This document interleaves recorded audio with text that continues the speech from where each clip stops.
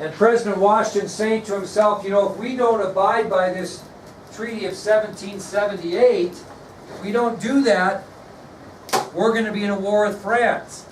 But if we do abide by the Treaty of 1778 and aid France, we're most definitely going to be in a war with Great Britain. And this was a very grave situation for the United States and President George Washington, because we couldn't afford to go to war with anybody. Why? We had a very weak military after the Revolution. And so finally, Washington even gets more pressure, because in April of 1793, France sent their foreign minister, Edmond Genet, who's on your ID sheet, to the United States. Not spelt the same, but pronounced that way. So, in April of 1793, France sent their foreign minister, he's on your ID sheet, Edmond Genet, to the United States. It's spelled G-E-N-E-T, but pronounced Genet. So in the middle of all this pressure, Washington all of a sudden gets a visit from the French foreign minister, Edmond Genet. And what's the first thing, Brody, that Genet reminds President Washington about? Excuse me. The alliance? The Treaty of 1778, yeah. So he's quick to remind Washington when he gets to the United States, hey, don't forget about that Treaty of 1778. Don't forget it. Well, not only did he remind Washington about the treaty, he demanded that the United States open all of their seaports to French naval vessels. Okay? So not only did Genet remind President Washington of the Treaty of 1778, he also demanded that the United States open its seaports to French naval vessels. Now I want you to think about that. Genet demands that the United States open their seaports to French naval vessels. Washington knows if he opens those American ports to the French, what's going to happen, William? With who? Well, who's they? We always got to say who's they. See, France wants us to open their ports, our ports to them. He knows if he lets France into our ports, who's he going to end up in a war with? Great Britain. Right? Great Britain, absolutely. Okay, and he knows that. So he's in a really bad situation. So he doesn't know what to do, and finally he decides he's going to issue, this is very important, the Proclamation of Neutrality, which is on your ID sheet. So Washington, to try to get himself out of a fix, issues what is called the Proclamation of Neutrality. Proclamation of Neutrality.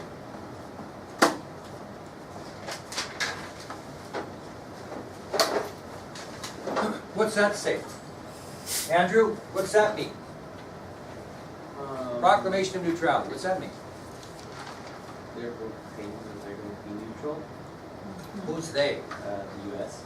Okay, kind of. The Proclamation of Neutrality basically forbid any American citizen to give any support on land or sea to either Great Britain or France. They were to stay neutral. Okay? That's going to be difficult.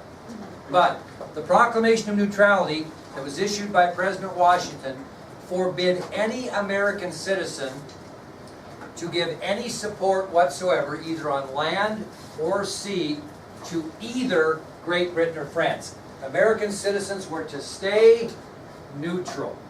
Yes? Now, what if they didn't like that? Well, we're going to get to that. That's what we're doing. Now, did Washington get supported by his cabinet? Did his cabinet members support that? No. Well, he wouldn't have picked people that... Yes. They were probably part of the decision, right? So they certainly supported it. And so did Congress. Congress supported this Proclamation of Neutrality also, because they knew if we ended up with in a war with either one of these countries or both, we were going to be back to square one when we were the American colonists and didn't have any freedom, right? So President Washington was widely supported by both his cabinet and the United States Congress. Well, He's still afraid. And is he afraid more of a war with France or Great Britain? Who's he more afraid of? Absolutely. So, even though he issues this proclamation of neutrality to keep us out of trouble, he's very, very nervous about a war with Great Britain. So how is he going to keep us out of war? How do you keep? So I'm really worried about. Okay, I got Raymond and Zaid, and they're fighting with each other. And Zaid wants me to support him, and Raymond wants me to support him. And I don't want to really get in a fight with either one of them or both because I'm kind of weak right now. I'm 60 years old. Just ain't the fighter I used to be. And so, even though I say I'm staying neutral, I'm really afraid of Zaid. Okay, a little bit more than I am Raymond. What am I going to do to keep myself out of a fist fight with Zaid? Side with him What? a little bit more. You're close. Help him out on the side. Well, you're going to try to negotiate kind of a truce, aren't you? You're going to negotiate some way to keep Zaid from fighting. So that's what Washington does. You know what he does? He sends the Chief Justice of the Supreme Court, John Jay, to Great Britain to try to settle differences with Great Britain to assure that they will not go to war with us. So I don't want to fight Zaid, so I'm going to send Brodie over to talk to Zaid, say, Zaid, listen, he really doesn't want to fight you. What can we do to keep this from happening? Who holds all the cards in a deal like that? Great Britain. Well, Great Britain or Zaid, right? Because I'm trying to get him not to fight me. So I'm going to have to probably give some concessions to Zaid. And concessions are things you give up in return for something else, okay? Not the concession stand that you see at the football game. So Brodie goes over to Zaid and says, hey, Mr. Durr doesn't want to get in this fist fight with you. What could he offer you? What concessions could he offer you to make sure that doesn't happen? Well, that's what John Jay did. He was ordered by President Washington to offer Great Britain 2 concessions in return for not declaring war on the United States. Okay? What do you think one concession might be? He's going to give Great Britain the right to trade freely in all American ports. That was the first concession. You can bet this will be on your test. One of the concessions of Jay's negotiation is that he told Jay, he being President Washington, to give Great Britain the right to trade freely in all American ports.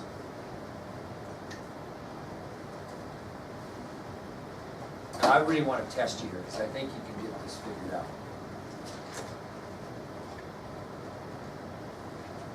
Another thing that another concession that was given to the British is Great Britain could now send British fur traders to carry on business in the western lands. Okay? You skipped that part, and I'll have to explain that to you. So Great Britain was given the right to allow British fur traders to carry on business in the western lands. Anybody know where the western lands here at this point in history are? Did we talk about that? Like where we are. No, the western, this wasn't even thought. Okay, here's the 13 colonies, right? So any land between the Appalachian Mountains and the Mississippi River are western lands. Why would it be a big deal that the British fur traders could go in here and trap furs? Why couldn't they do that? The reason they couldn't do it, and this is what we're studying in the other class, is because a bill was signed called the Proclamation of 1763 that forbid any white settlers to be in this area between the Appalachian Mountains and the Mississippi River. That land was given to the Ottawa Indians, their special spiritual and hunting grounds, in an attempt to avoid war with them in 1763. So, by giving Britain the right to trap in the western lands, they had to give up the Proclamation of 1763. In exchange for those 2 concessions, Great Britain would guarantee that they would not declare war on the United States. Does that make sense? You know what was for what? Now, this agreement that avoided war between the United States and Great Britain became known in history as Jay's Treaty, which is on your ID sheet. It's always better to have that sheet out. Jay's Treaty. Wait, what did they have to give up? What did the United States have to give up, or Britain? Right. Britain just had to guarantee us that they would not declare war on us. That's all they had to do. We gave them the right to trade freely in all American ports, and we gave them the right to send their British fur traders into the western lands to trap, which meant we violated our own proclamation of 1763. In return for that, Great Britain agreed not to declare war on the United States. We're going to get to that. That's a good, yeah, that's a good question. Now, again, this agreement was called Jay's Treaty. You know who was really bothered by Jay's Treaty? Spain. Spain was really, when Spain heard about the United States signing a treaty with Great Britain, they were crushed. Why would Spain be crushed about that? Anybody want to guess why Spain would be crushed?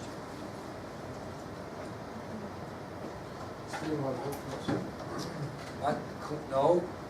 Spain wanted to help France. And as soon as Spain found out that we signed an agreement with Great Britain, they were shocked because they had just signed an agreement of alliance with France. Now they were worried if Spain went into a war with Great Britain, because they're supporting France, that the United States would come in on that, and they didn't want that. They didn't realize how weak our military was. Now I want you to think about this. It all becomes a game, okay? So Spain's thinking, I better support France or Great Britain. Who do I think has a better chance of winning? Well, they pick France does. That's before they hear that the United States has just signed a treaty with Great Britain, right? And so all of a sudden now they're going, oh God, if we get in this war with Great Britain, which we're probably going to because France is going to get in a war with them and we're their allies, now we got to worry about the United States coming into the war, not knowing that we really didn't want any part of that. So what does Spain do to ensure American neutrality?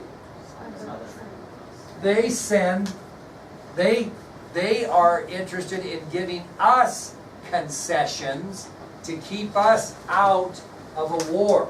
So we kind of luck out. We sign and give out 2 concessions so we can guarantee that Great Britain doesn't attack us, and we align ourselves with Great Britain, and Spain's going, oh God, we just signed an alliance with France, which means we're going to for sure get in a war with Great Britain, and now we're going to be fighting the Americans. So what they do is they let us know that they're interested in negotiating with us. So in 1795, President Washington sends a guy by the name of Thomas Pinckney, who's on your sheet, to Spain to negotiate concessions with that country. So who's holding all the cards in this one? We are. We're going to get the concessions in turn for a pledge that we will not aid Great Britain if they go to war with Spain and France, right? What are we going to get out of the deal? That's the important thing, and that'll get back to Zaid in a minute. So let's repeat this again. The news of Jay's Treaty between the United States and Great Britain became to a blow to the country of Spain, because Spain had just signed an agreement with France and because of that faced a probable war with Great Britain. Because of this, Spain needed to act quickly to ensure American neutrality. Spain was very interested in negotiating a treaty to ensure the United States would not enter the upcoming war on the side of Great Britain. So in 1795, President Washington sends Thomas Pinckney to Spain to negotiate a treaty with that country, and Pinckney was to negotiate items favorable to the United States in exchange for America promising not to enter the conflict with Great Britain. Now, we got a couple of things, but the thing that we got that Zaid kind of mentioned, go ahead. So, we already signed a treaty with Great Britain. You know, they're signing the whole deal so they don't attack us. How can we still go ahead and sign a treaty with Spain saying we'll help them out if they need our help? Oh, we didn't sign it with Great Britain Or to with- go with them. We just signed. We just signed, yeah, that's a good point. We didn't sign a treaty saying that we're going to fight with them. Spain didn't know that. Spain didn't know that, so we kind But of, Spain thought we did. we thought we did, is exactly right. Now, the thing that we got from Spain that was crucial, that Zaid alluded to, although he had the country wrong, I believe, is we got the right of deposit, that Spain owned the mouth of the Mississippi River at the time. Now, we'll go to France. I'll buy that later. But we gained the right of deposit. That was crucial. Spain owned the Louisiana territory that we end up getting later from France, who got it from Spain. But at this time in history, Spain owned all of this business here, including the mouth of the Mississippi. Now, you remember those American farmers that went to whiskey because they couldn't transport their goods because it was too rugged to get over here? They couldn't go down here and around, which actually wouldn't have been that bad, or they couldn't use the waterways because they belonged to Spain. Now, the right of deposit, the mouth of the Mississippi River, and the right of deposit up the Mississippi River belongs to the United States of America. That's huge. You know what I'm saying? That is huge. So, the treaty was signed between Spain and the United States, and it granted the United States the right of deposit to navigate the Mississippi River freely. This was crucial, as the United States would have the right to transfer goods at the port city of New Orleans, and it was especially important to Western farmers who could now float the Mississippi River with their goods to New Orleans and then sail them around to the east, believe it or not, much easier than trying to take them by wagon or mule across the Appalachian Mountains. It was a crucial gift, and it was a lucky gift. You see what I mean? It was all on assumption. You know that you ever heard the word assume? You ever get the story on assume? You never want to assume anything. Because they say if you assume something, you make that out of you and me. Never assume. Because once you assume, you get changed.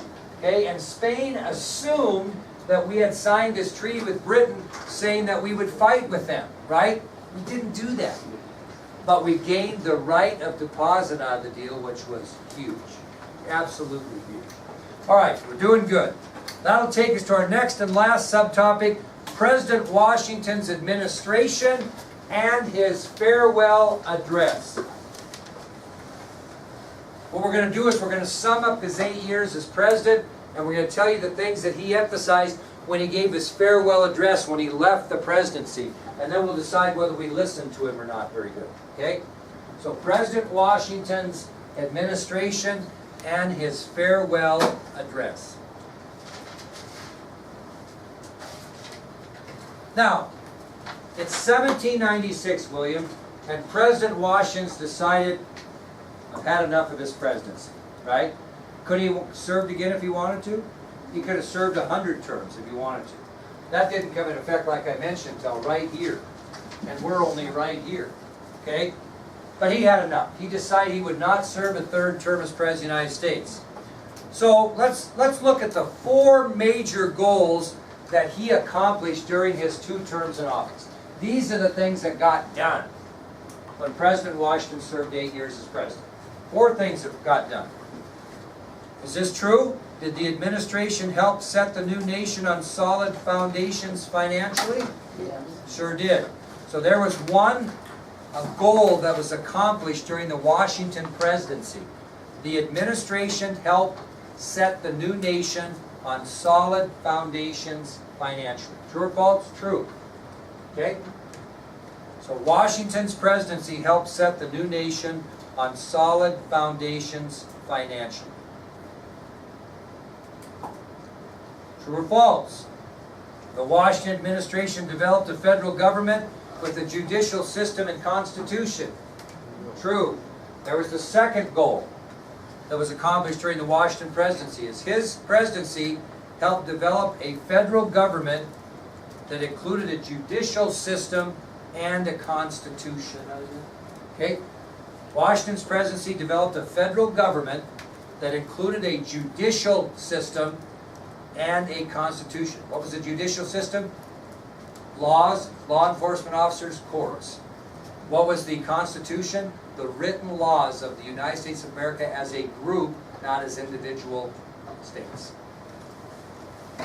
Did Washington's administration, true or false, avoid a war with Great Britain when war could least be afforded? Yes.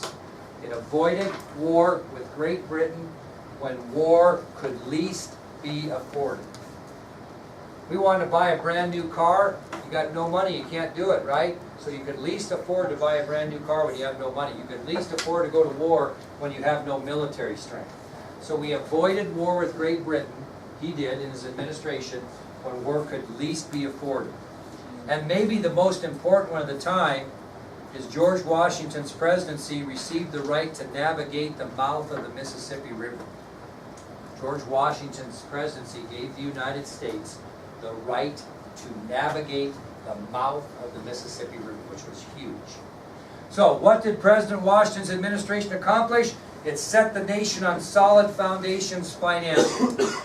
It developed a federal government with a judicial system, including laws, law enforcement officers, and courts, and developed a written constitution. Washington's presidency avoided war with Great Britain when war could least be afforded, and the administration received the right to navigate the mouth of the Mississippi River. Pretty good presidency, and probably the toughest presidency to serve because it was the first. John Adams will become our next president. We'll talk about the next material. We'll have a much easier time than Washington. So, when Washington left office, he had two major concerns, two things that really worried him about the United States. So there were two things he really worried about. Although he had accomplished a lot in his 8 years, the things we mentioned, he had two things that were really of concern, things that were bothering him about the United States that he never did get fixed. Okay? Anybody want to guess what his concerns, two concerns might have been? We did a pretty good job of putting the 13 states together, but is there still a little division? Which way? No, who said that? North and south. One of the things that really concerned Washington when he left office is he was concerned about the sharp, bitter arguments and differences of philosophy between which two men? Thomas Jefferson. Thomas Jefferson and Alexander Hamilton. He could see a split there between North and South, and he really didn't get that fixed before he left office, so that was a major concern of his. The bitter, sharp arguments and the difference